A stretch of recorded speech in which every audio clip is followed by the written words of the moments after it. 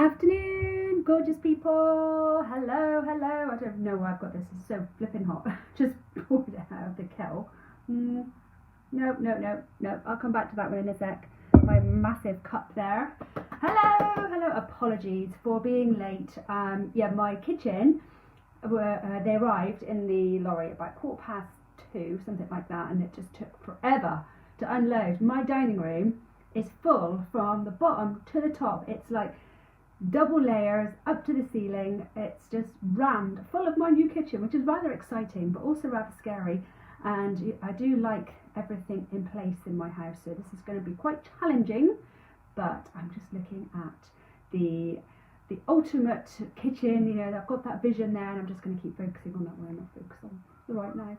Hey, so I am going to talk to you today from a place of love, from a place of non-judgment, and just to talk and give you information of which you can take what you wish. So this is called How to Stop Being So Lazy. And I say this in the nicest way, and I don't mean to, it's not judgy. We are human. I'm human. I go through very lazy stages as well. Sometimes I give myself a big kick up the butt, sometimes I don't. Sometimes I run with it because that's what my body needs. But there are certain times when, laziness just kind of really takes over life and motivation drops, and it's just so hard to get back into things. So if you feel that this is something that, might affect you from time to time, or you might want to take this information in for a family member or a friend. Why not? Okay, so I'm going to go through some habits with you. So I think everybody's had, or maybe, periods of time. I don't want to say years of time, because I don't know whether anybody has, but there might be a large portion of your time when you are quite lazy. Now, I kind of live with a 16-year-old who is self-admittedly very lazy. He is, and it's just so hard sometimes when you just want things done, you need them done now, and he's just like laid back, and I'll do that tomorrow. I'm just going to sit on my bed for another 3 hours and just play on my games, You're like, oh. But, he's only 16, and he'll change, but it can be quite infuriating. And maybe, you've lived with somebody, or maybe that has been you, where you've been sort of, quite lazy and nothing much gets done at all. And don't get me wrong, for me, if I say to, anybody in my family, right, at 3 o'clock on Sunday, I'm going to sit down and I'm going to do nothing except watch cringy television, and I do. And it's so hard to break out of that. That's what I'm going to do. I'm going to be lazy for that time, that afternoon into that evening. That's all I'm going to do. I'm not going to do anything else. And it just feels great. It really does feel great then, because I've prescribed myself some laziness. And absolutely. But if you're finding that it's my new door's been fitted, it's all go here today. If you find that this laziness is like day in, day out, and you're really struggling to get out of it, let me give you some tips. Okay, first one.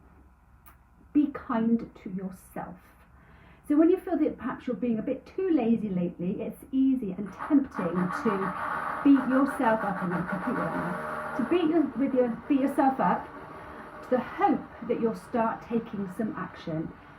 Now this usually backfires completely, and it does so in my family as well.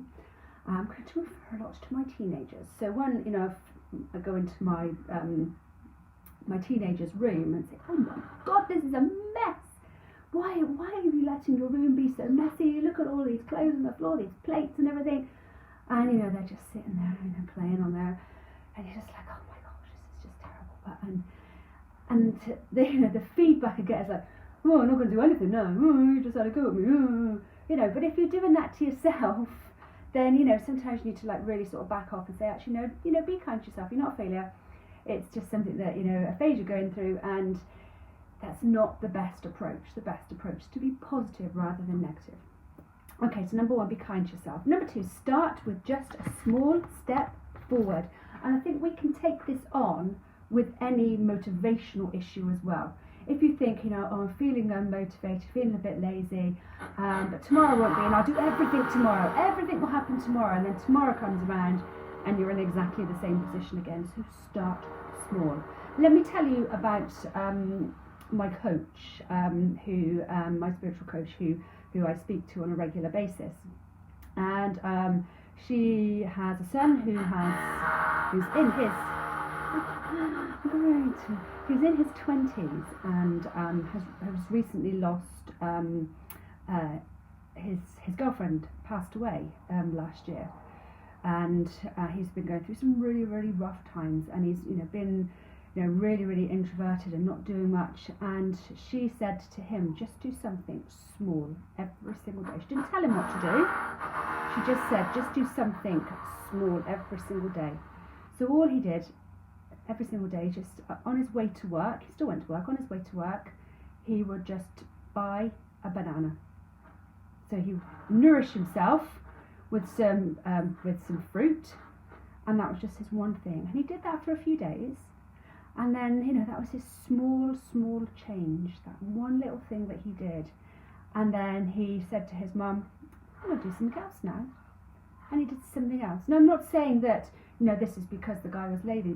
Obviously, he's going through loads of heartache and grief and everything. But the same principle applies.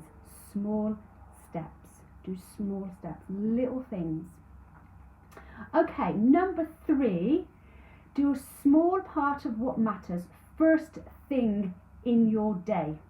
So I don't know whether you've read the book called Eat That Frog, where it says you've got to tackle, or suggests that you've got to tackle the hardest task first. Get that frog eaten, and then you can do all the other tasks around it. So work on the hardest task at the beginning of the day. Usually the brain is fresher then as well, so that kind of helps a little bit. And most of the time, not on every occasion, that you start your day a bit more positive than towards the end of the day when you're feeling as if the day's gone by and it's time now to relax and just be a little bit lazier. So do what matters first thing in the day. And then you can sort of say, well, if I do this in the morning, then I can have, an hour's lunch, or I can sit on the sofa from 5 o'clock onwards, or whatever it is. Okay, and along with that, the next point is to take small breaks. So, prescribe yourself some small breaks of laziness, if that's what you want to call it, or small brain break. I think that's what they call it at school. So you just prescribe yourself that. So if you do 25 minutes of work, I'm not talking about work as in paid work, it might be ironing or cleaning or whatever it is, gardening, whatever you consider work, then do it for 25 minutes, then give yourself 10 minutes to sit and chill. Do whatever pattern suits you. So you can take a little bit of time off. It's better than doing nothing at all, if you sort of see. Whereas, maybe the attitude that you had the week before is that you do nothing and be, lazy or relax all day. But now if you just do a few minutes and then take a few minutes rest. And you can sort of build on that. Okay, next point is to shut down the escape routes temporarily. What do I mean by that? Let me give you my example. And I'm sure a lot of you are going to be able to resonate with this. So, go to my laptop, I've got lots of stuff to do, I've got a list of things I need to get through that day. What happens is, bing, phone goes. Look at my phone. Yep, see a message, that's fine. Oh, I wonder what's going on Facebook. Click on my notifications. There's 9 notifications, something must be going on. Click on them. Before I know it, 15 minutes is lost. And I don't know where it is, and I've done nothing other than just sort of flick through and see a couple of things on Facebook. It's just, I get so frustrated with myself, I really do. So, if you really, really want to focus on a task, then shut down those escape routes, those little things that allow you to move away from the task in hand. And again, I'm not talking about this specifically for paid work, I'm talking about, for anything that you need to really focus on. Number 6, let the downsides and upsides for renewed motivation. So I list the downsides and upsides for renewed motivation.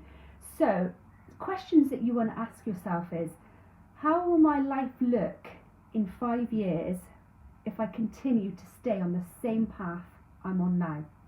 How will it look? And the next question is, how life will likely become worse for me and maybe even for other people around me if I continue on this path? How will life likely become worse for me? Is it going to get worse, or is it going to stay the same? Is it going to get better? Are you going to rely on some, newly found motivation next week, next month, next year? No, probably not. You're probably not going to change that much unless you make that change. Okay, next one. Unclutter your life is the next one. So when your life's too cluttered and overwhelming, then you may shut down and procrastinate. Absolutely, I so resonate with this one. By being lazy on the couch, just watching TV or doing whatever you do on your smartphone. So it's like, oh my God, there's so much to do. Do nothing. But what? Just really think about it. So, what can I achieve in X amount of time today? What can I achieve in this amount of time? And if I had just 1 hour of free time today, how would I spend that? So just ask yourselves those questions and don't worry so much about the cluttered nature, the overwhelming nature. Okay, next one. Be okay with stumbling from time to time. There are going to be days when, motivation is just pants. There's going to be days, your get out clause. It's like, I'm putting up the cards now. I've just had a rubbish day and I'm going to just do nothing. It's going to be days like that, yeah? But what I want you to think about is what you're learning from this situation. And then the next question, how would your best friend, stroke parent, family member, somebody close to you, support you and help you in this situation? And then, rather than asking that person, talk to yourself as if you are your best friend, your family member, your parent, whoever that is. How would they speak to you in this situation? How would they say, this is what you need to do now? You know the answers, but just sort of really tune into your inner self. Okay, let the enthusiasm, energy and motivation of others into your life. Do you know what? As humans, mostly as women, we're not very good at cheering each other on. We're not good. I'm working on this to add to this group where we're going to have a little, not competition, not a game, but maybe an event where we're going to cheer people on for a little while. Because that enthusiasm and energy and motivation of others really, really boosts you. You know that if you're surrounded by positive people, you're going to be positive. If you're surrounded by negative people, you're going to be negative. We absorb their energy, their vibration, no matter what they're feeling. So surround yourself with people that are action takers, that are enthusiastic, and it's going to rub on you. Okay, and then number 10, truly appreciate and enjoy your lazy time. So, as I said right back into the introduction, there are times, and I sometimes have to really make myself do this, where I'm going to say, I'm going to sit on that sofa and I'm going to do nothing except watch terrible, cringy TV or whatever's going on. I'm going to do that. And everything else is cleared, and that's what I do. And it just feels great. It's that self-prescription of something that you need. So really, really appreciate and enjoy it. Prescribe it and do it. And I'm not saying that it should be once a week. But if you want to do it every single day, do it. But make sure you've got all your tasks in place, everything ready beforehand, so that you're not feeling like you're beating yourself up, or that you're missing out on something, or something's not being done, etc. So there we go. 10 tips to help with laziness. I don't really like that word so much, because that sort of adds like a little, hat to the situation. That just gives you a little hat. But maybe sort of when you're feeling a little bit less motivated than normal, or feeling a little bit down and things aren't getting done, maybe this will help. Okay, my lovelies, I will see you later. If you're in my other group, and I'll see you at 5, you're going to get your Sarah fix today. Yay! Obviously, give me your feedback on this. I'd love it. Okay, take care, team. Bye-bye.